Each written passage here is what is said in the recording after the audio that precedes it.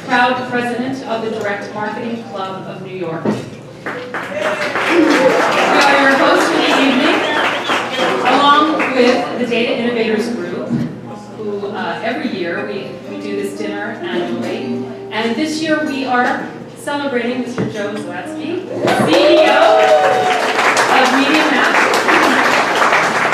But before we get to that, I do just want to welcome everyone on behalf of the Direct Marketing Club and also of the Data Innovators Group, our special guests, honorees, former honorees, Mr. Charles Stryker. And I also want to extend a special thank you to my board of directors, my executive board, Tim Kennan, John Fletcher, Ray Schneeberger, and Mr. Arnold Lewis. And past president, Ms. Pegna. I also want to extend a very special thank you to our sponsors this evening. Our gold sponsor tonight is VDC, Venture Development Center. Thank you so very much. Silver sponsors are Nextmark, Joe, thank you, Joe Pitch, B12, and DXI, that's what I'm saying. Thank you very much. So, as you may or may not know, the Direct Marketing Club of New York has been around for about 82 years, is that what it is out here, something like that? And one of our parts of our mission statement is really to promote and advance education. And so tonight, we are really excited to have an educational partner in Baruch College. And we have a representative here, Donna Haggerty, who is, hi Donna, the Executive Director of Strategic Partnerships. Professor David Luna was here with us this evening for a brief time. I know some of you got a chance to meet him.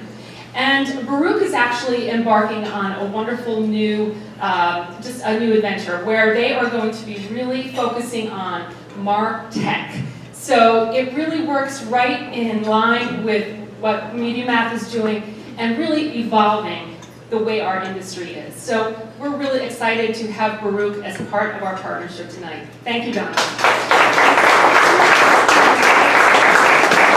So in an effort to move this along and we get to the real crux of everything, I'm going to introduce Mr. Charles Stryker right now, who is the chairman and CEO of Venture Development Center, who will be presenting the award to Joe tonight. Dr. Stryker.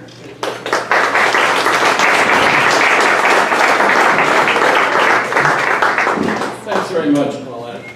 It's good to be back here again. Those of you probably know 2 years ago I was lucky enough to get this award, and as part of my acceptance speech, I told you everything I know about the data business. So this introduction will be brief. I tried to think of what would be the most interesting thing I haven't said, so I came up with an idea. I hope you enjoy my 10 minutes of fame as I introduce Joe. As all of you know, we're here to honor Joe for his accomplishments. And Joe, to start, I'd like to say I spoke to some people here, and going forward, this venue is going to be called the National Museum of MediaMath. Well deserved.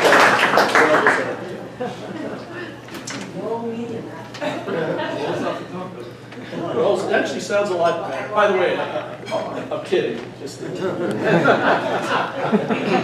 preparing some notes as my introduction, this kind of 10 minutes of fame, I was trying to reflect on, how you got here. Like, how did we get here to have data and data-driven services and ad services be so interesting that that you would be picked as the one unique person deserving the award as the Innovator of the Year. And it's really kind of interesting, and at least interesting to me. And the story starts there's kind of 3 phases of innovation in the data-driven services business. And the thing they have in common is there's periods of time when there's massive amounts of technical innovation. At the same time, there's marketing conditions that are transitioning. And when entrepreneurs have the vision to see that is, there's new technology that allows us to solve problems that we weren't able to solve before efficiently, and those problems are becoming more and more significant. every day. And it takes a special kind of person to see that. To give you an example, the first explosion of technology was in the 1850s. Remarkably enough, in a 20-year period of time, the undersea cable was invented, meaning the ability to send messages between across the English Channel. Remarkably, the file cabinet was invented. I don't know what people did with their papers. The typewriter was invented, carbon paper was invented. There were 20 or 30 of these inventions that took place over a rough. The telephone was invented over this rough 20-year period. And there were entrepreneurial geniuses. I use 3 examples here. 2 gentlemen, Robert Dunn and John Bradstreet, saw that because of these technologies, you could actually produce a credit report. And the market conditions were such that for the first time, people needed them. It was the gold rush. People wanted to extend credit to these startup businesses that were full of scoundrels. It was a combination of international trade, community trade, where you could actually do business with people that didn't live in your town, so you may not know the person who you were doing business with. The Erie Canal was built, so you had to begin to sell products to people in, my God, the Midwest, even though you were in New York. So the market conditions were perfect, and these entrepreneurs, Mr. Dunn and Mr. Bradstreet, merged their companies to take advantage of this national event. Curiously enough, 4 presidents worked as credit reporters with Dunn and Bradstreet: Abraham Lincoln, U.S. Grant, Ulysses S. Grant, a couple others. So it was the place to be, and it was a information driven by technology, taking full advantage of market conditions. The same time frame, Paul Reuter built Reuters. The same conditions. He saw the undersea cable. The technology of the day to send stock quotes from mainland Europe to Great Britain was the technology of carrier pigeons. They would strap stock quotes to the legs of carrier pigeons.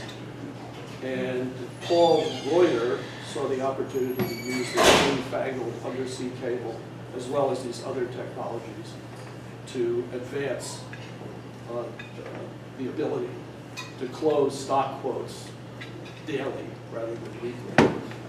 And there's a theme here, we'll see in a minute. By the way, Reuters' biggest first claim to fame, which put them on the map, is they were the first person to report Abraham Lincoln's death. The third example I was going to use was Associated Press. This technology is of the 1850s, 1860s, 1870s. Was the technology that drove Associated Press. The reason it was driven was the Spanish-American War, in that it got very costly for newspapers, radio stations to report the news, and they decided to consolidate all their reporters into one nonprofit that they owned, so that every newspaper and radio station didn't have to cover the same event, particularly the Spanish-American War, which had a lot of news coverage and it was very costly to do.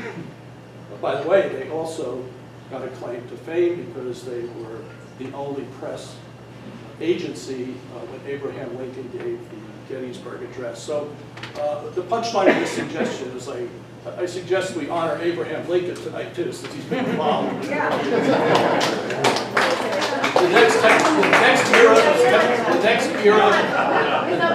next era of technological innovation was the 1970s, so it took almost 100 years, when the computing device was first married with a piece of data. Before 1970, there was no data-based computing done anywhere, so it's only 45 years ago.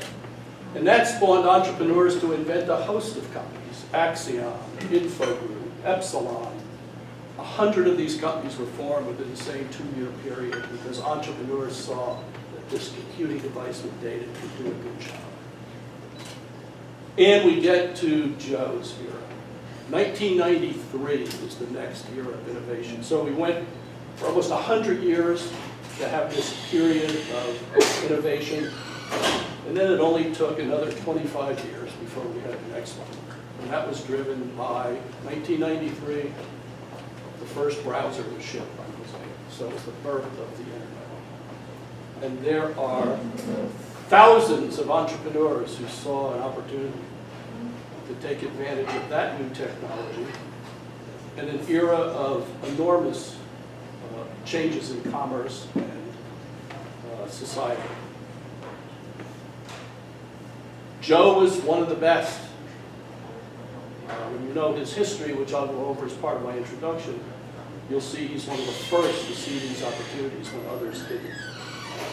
And that's the key. And the reason I'm going through these three eras is once the entrepreneur sees the technology and gets the market right, and they're first, these businesses last for hundreds of years.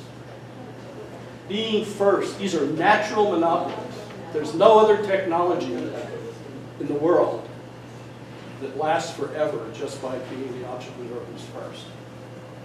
And Media Math is a company that will be here for 100 years. And you should be enormously proud of that because it makes a big difference.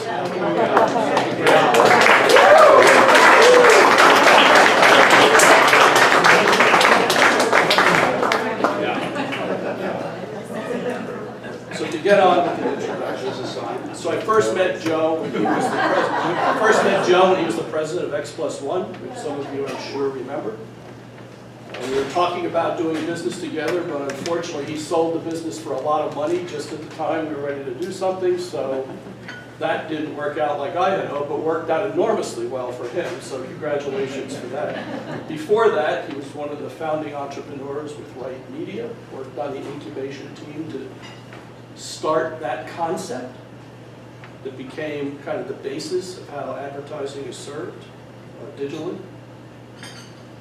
And now he's the founder, CEO of Media Math. And Media Math will be one of those companies that's here for 100 years or more.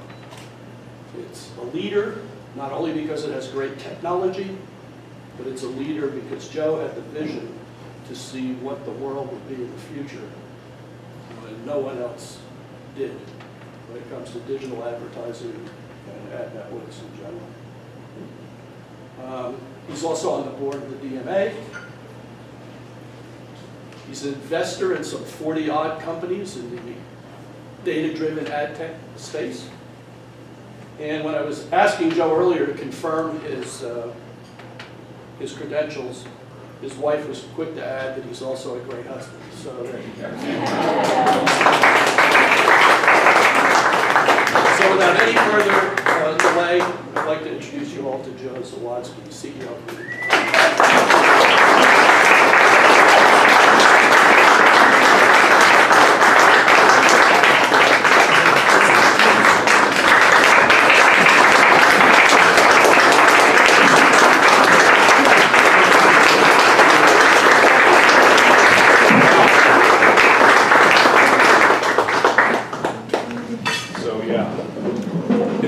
Long enough to say that I'm completely verklempt.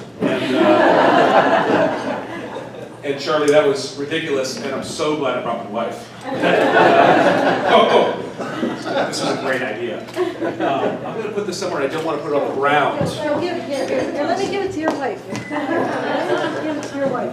Yes, thank you. No, certainly more.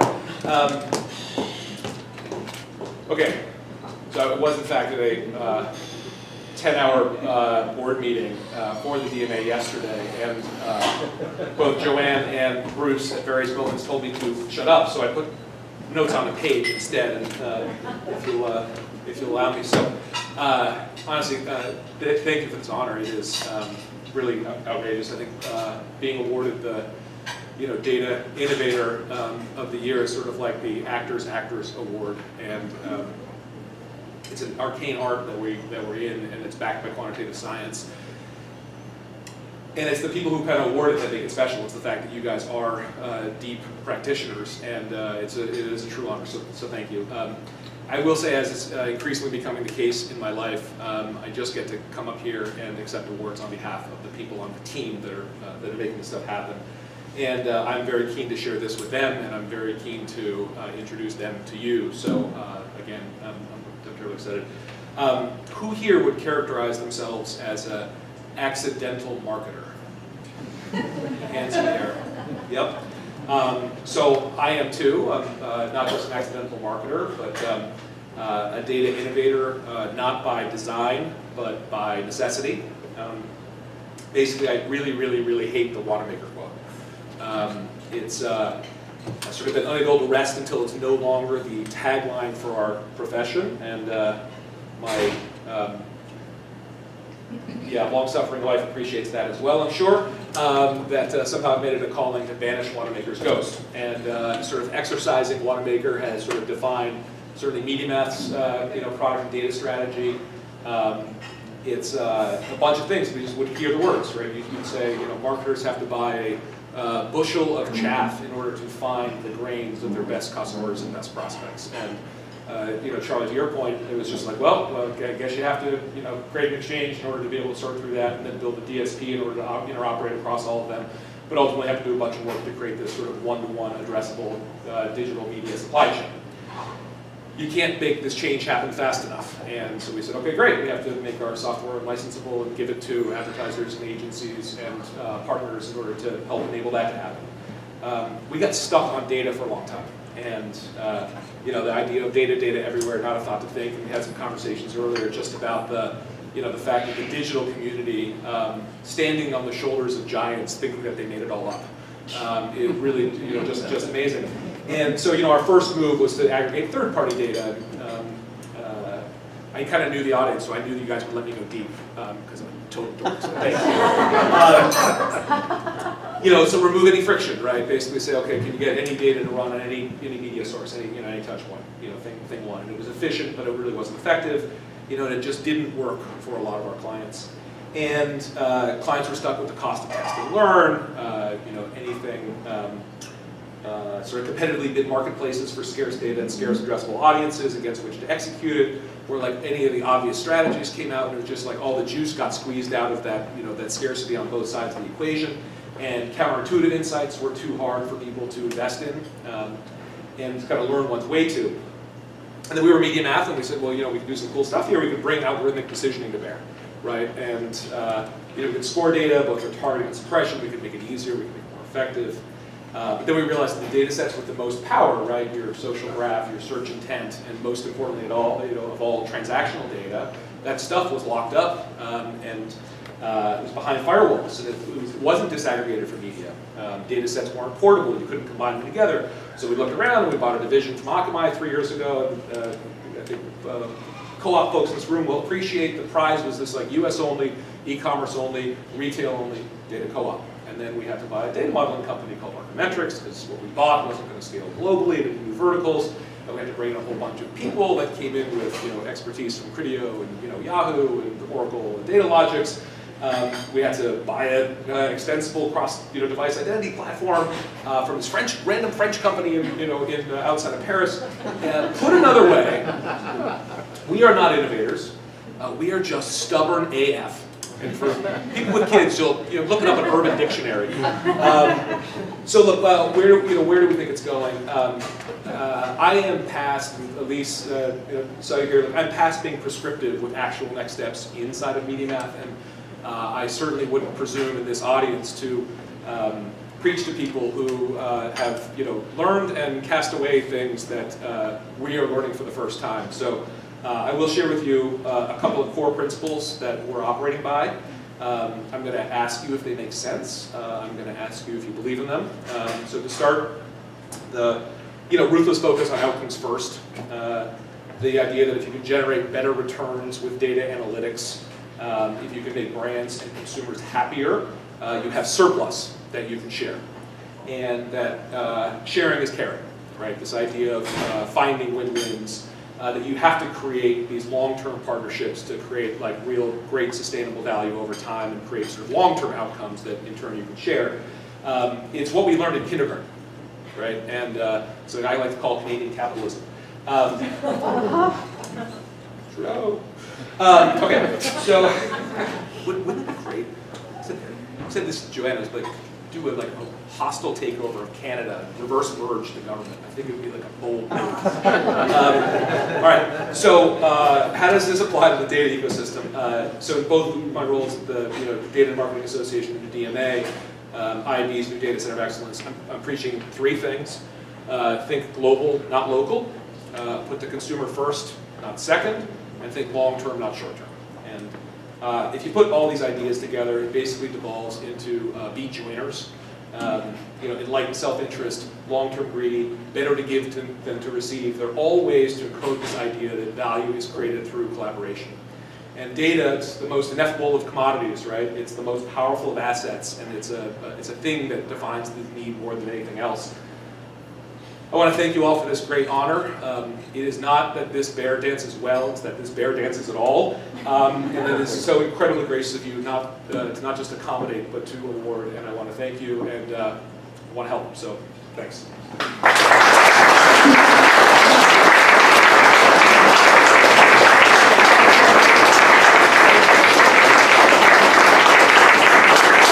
So beautiful and humble speech, really beautiful.